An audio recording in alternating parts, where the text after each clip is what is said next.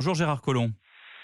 Bonjour. Merci d'être en direct sur Europe 1. Vous êtes encore maire de Lyon jusqu'à demain. Mais si l'on vous écoute aujourd'hui, c'est parce que vous avez été l'un des plus fidèles au tout début de l'aventure En Marche. Vous avez été ministre de l'Intérieur d'Emmanuel Macron avant de quitter ses équipes. Comment est-ce que vous aussi, vous interprétez cette démission d'Édouard Philippe ? Je pense qu'Édouard Philippe peut être tenté de retourner au Havre, de gérer sa ville. Je pense qu'il vient de gérer la crise du coronavirus de manière tout à fait satisfaisante, que les Français ont adhéré à un discours qui était un discours à la fois de vérité, réaliste, et qui leur semblait adapté à la situation. Attendez Gérard Collomb, vous êtes en train de nous dire que Édouard Philippe est fatigué et qu'il se retire à la campagne chez lui au Havre ?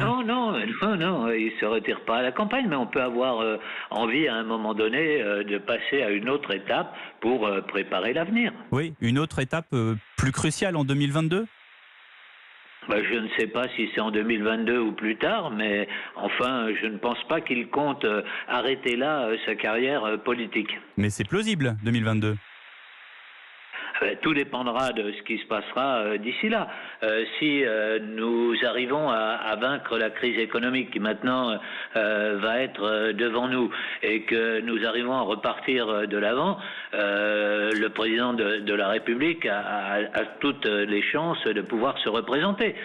Si jamais effectivement cela n'arrivait pas, Édouard Philippe devient évidemment quelqu'un qui est incontournable. Est-ce que le prochain Premier ministre va clairement être dans l'ombre du président de la République ?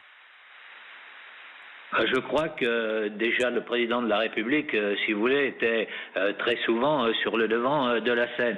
Mais il est clair maintenant que c'est lui qui va donner l'impulsion et qu'il n'y aura pas cette espèce de doublon entre président de la République et Premier ministre.